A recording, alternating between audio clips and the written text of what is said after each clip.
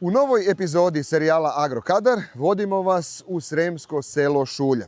Iako je u pitanju vinski Srem, mi smo danas došli ovdje da vam pokažemo kako se i u vinskom Sremu može uspješno baviti proizvodnjom svinja. Dakle, nalazimo se u domaćinstvu porodice Jurišić u sremskom selu Šulja i idemo da vidimo kako izgleda uspješno tovljenje svinja u 21. veku. Ajmo! O, domaćine, dobar dan, domaćine. Dobar dan, izvolite. Pa mi evo obukli se u radnu uniformu, mislimo možda će trebati. Da, šta će nego trebati? Štovanje. A ovo je podmladak? Da. Kako se zoveš? Zdravo Vlado. Ti? Valerija. Zdravo Valerija. Viktorija. Zdravo Viktorija. Pa evo, mi smo došli, kažem da je ovo ipak vinski Srem, ali kažu da se u vinskom Sremu može uspješno baviti tovom svinja. Da li je to tačno? Tačno je. Jeste?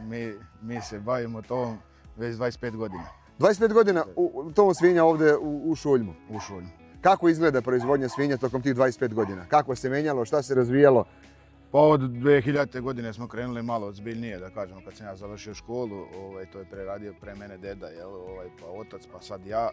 I ja sam treća generacija koja to radi i menjalo se, naravno, proširivali smo se spram naših mogućnosti i spram tržišta kako je to zahtevalo. Sad imate izgrađeni savremeni objekat za to svinja, ali tako? Da, ima sve što se kaže na dugme. Koliko je to danas olakšavajuća okolnost? Po dosta lakše, dosta se brže nahrane i dosta manje naših vremena treba da bi uradili to. Će biti posla za mene, da se nisam zabadavao oblačio? Pa da, uvek. Uvek? Da. Ajmo onda da vidimo kako izgleda, može? Ajmo. Idemo. Izvolite. Hvala lepo. Opa, bole. Dakle, ovo je ono što se kažu na dugme, jel da? Pa ovo je, da kažemo, pripremna soba za hranu. Dakle, ovdje se sprema hrana za svinje. Ovdje se sprema, meša i šalje se u ove bimove koji su lager. Ajde da nam objasniš sad polako, redosledno, što bi rekli. Kako kreće procedura? Pretpostavljam da je kukuruz osnovna komponenta. Da, kukuruz nam vučemo iz silosa, imamo tu pšenicu već i... Znači kukuruz, pšenica, dodaju se ovdje u mešaonu, tu se melje, meša automatski. Tako je, i dodaje se super koncentrat unutra. Kad se izmeša, šalje se u ove bimove koji su kapaciteta negdje oko 4 tone. Oko 4 tone? Oko 4 tone. Dobro. Ima dve vrste hrane, zato što uvijek imamo dve kategorije različite svinje. Su 4 sobe odvojene totalno i nezavisne jedne od druge i tako nam dolaze svaki mjesec. Dolaze prasad, svaki mjesec idu, tako da mi nemamo, mislim svaka soba zasebno je nezavisna skroz. I odatle vuče linija koja vuče u hranilice dalje. Dakle, ovdje se priprema kompletna hrana za vašu farmu. Koliko je, da kažemo, kažete 4 tone je kapacitet ovih, da kažemo, kapaciteta gotove hrane, koliko se to brzo potroši? Pa zavisi u kojoj su kategoriji svinje, ali negdje, da kažemo, 3 dana nam to traje otprilike. Znači 4 tone hrane za 3 dana? Pa otprilike, da kažemo. Koliki je kapacitet ovog objekta ovdje? Pa 400 komada. Sad zavisi koje su kategorije unutri, da li su pri kraju, da li su, sad to je, više manje potrošnje, ali otprilike. Da li to znači u prevodu godišnje koliko vi utovite svinja? Pa mi imamo još jedan objekat dole u drugom dvorištu koji je isto za 400 komada. Pa mi smo otprilike na godišnjem nivou nekih 2000-2200 komada. Dakle, 2000 do 2200 godišnje utovite? Godišnje, da. Pri tom, znači, mi svaki mjesec donosimo prasad, svaki mjesec tovarimo. Nismo pun prazan, jel?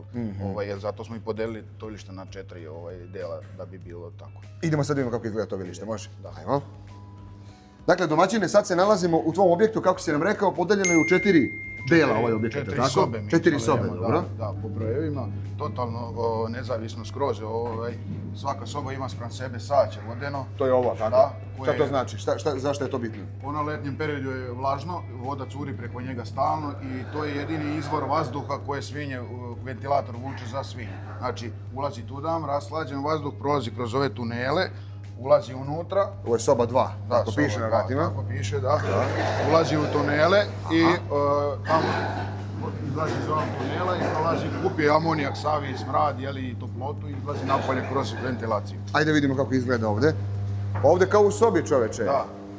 Ono što je moj utisak jeste da uopšte nema onog jakog mirisa svinja, odnosno miris amonijaka, ali tako? Pa nema, to i jeste poenta. Spram veličine sobe su stavljani ventilatori koji imaju i veliku izmjenu vazduha da bi njima što bilo provetrenije i što udobnije za život, jel?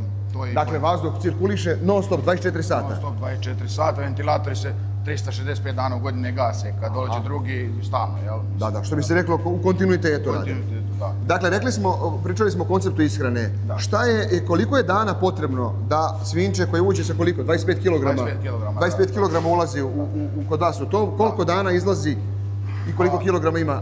Pa mi imamo privatnu farmu koja prasi za nas i to bi prasa do 25 kg.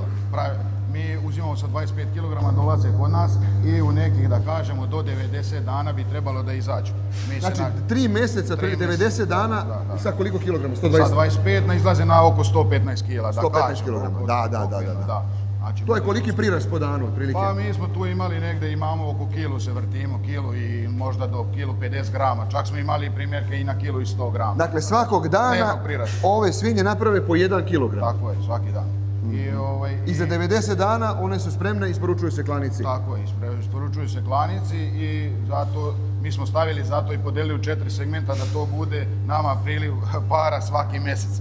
Jel da uhvatimo malo i cenu i jednu i drugu, što kaže da bi imali na kraju godine neku prosječnu zaradu. U svakom slučaju, dakle, ovo je nešto što radite, kažete, 25 godina. 25 godina se ja bavim sa njima. Kažem, ja sam 3. generacija koja to radi i bilo je naravno i uspona i padova, ali smo uspjeli da ostajemo zahvaljujući nekim nepreteranim širenjem, da kažemo, jel? Koliko je potrebno zemlje kako biste pripremili hranu za svinje? Pa negdje mi potrošimo na godišnjem nivou negdje oko 30 i nešto, otprilike 30-40 vagona hrane, da kažemo. 30-40 vagona žitarica? Žitarica, da.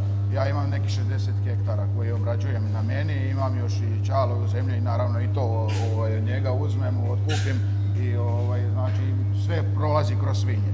Mali deo ide za prodaju što se tiče žitarice. Dakle, vaše ratarstvo je u funkciji stočarstva. Tako je. I vezano je jedno s drugim, pa zato jedno i drugo održava.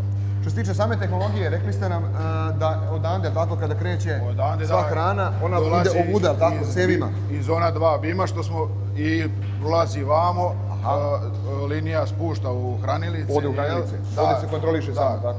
Da li to znači, ja vidim sada ovdje da ona automatski dodaje ili... Ne, mi palimo prekidač da bi mi bili prisutni, jel? Da ne bi baš bilo sad skroz sve, da ne moramo da ulazimo unutra. Moramo da bi iskontrolisali i svinje i sve. Evo da vidimo kako to izgleda. Dakle, rekli smo koncentrat podrazumijeva... Koncentrat, kukuruz i pšenica. I imamo neke... Super koncentrat. Ne pravite vi sami koncentrat? Ne, pa mi kupujemo, da, nije radili smo... Mogu da bacimo ovdje dolu granicu? Mi smo nekad radili preradu soje, ali pošto soja nam je podbacivala zadnjih godina sa prinosom, više je ne prerađujemo što s toga. Ali pravimo neku, da kažemo, 3 vrste hrane nam se prave u toku toga, svinje jedu jednu jedinicu kad dođu, taj početni tov, onda negdje taj srednji deo tova 2 i na kraju 3 završni tov, gdje se razlikuje u proteinima hrana, jel? Spram uzrasta. Sve u svemu, kako vidite budućnost? I da li vidite sebe i svog sina i svoju decu u ovoj proizvodnji? Pa ja vidim njih, naravno, mi smo sad trenutno u nekom, da kažemo, stagnaciji širenja, ne idemo dalje. Što se tiče, ovo nam je deo gdje možemo da ispratimo i broj komada, ali ja sebe bez svinja ne vidim dalje i mislim da, i ne mislim, nek siguran sam da bez njih mi nema ni života. Jer uvijek je bila tradicija što je i deda govorio, kad je pun svinjac, bit će neki novac, jel? Tako da držimo se toga. Znači, bez svinje nema novaca? Nema nikako. Još jedno pitanje, da se vratimo na ishranu. Dakle, pojilice se nalaze ovdje. Ja vidim sada svinče koje je bilo malo pravde, pije vodu, curi dole. Da li smeta što voda kvasi? Ne. One se zovu kvasilice, baš iz tog razloga da bi oni birali hoće da jedu suvu hranu ili mokru hranu. U stvari mokre je lakše kao i nama da lakše jedemo, a ne čisto meso suvo da jedeš, nego da uzmeš salatu neku ili nešto da ti doda da tu vlažnost, tako njima voda da vlažnost da bi lakše pojeli to, jel? Dakle, to im dođe ko salata otprilike? Pa dođe im da podmažu.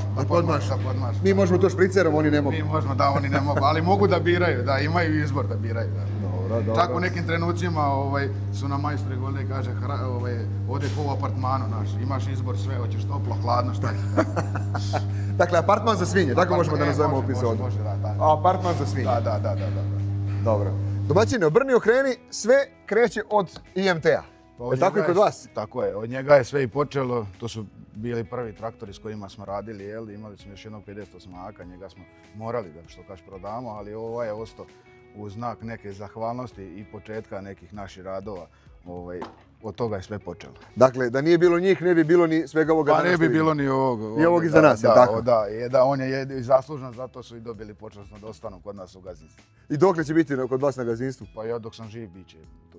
I kakva bi bila tvoja poruka za mlade ljude koji svoju perspektivu možda vide na selu kao i ti? Kako je živjeti i raditi na selu? I zašto ljudi treba da ostanu na kućnom pragu? Pa ja sad imam od Radeta Jorovića ima jedan stih koji kaže ali je lepo biti seljak, moja zemlja, moj kućerak. Ne zvoni mi zad na glavom, uredno sam sa državom. Traktor imam, ne kopam, kome plaća da se sekiram. Mislim da tu treba sve, tu je sve rečeno.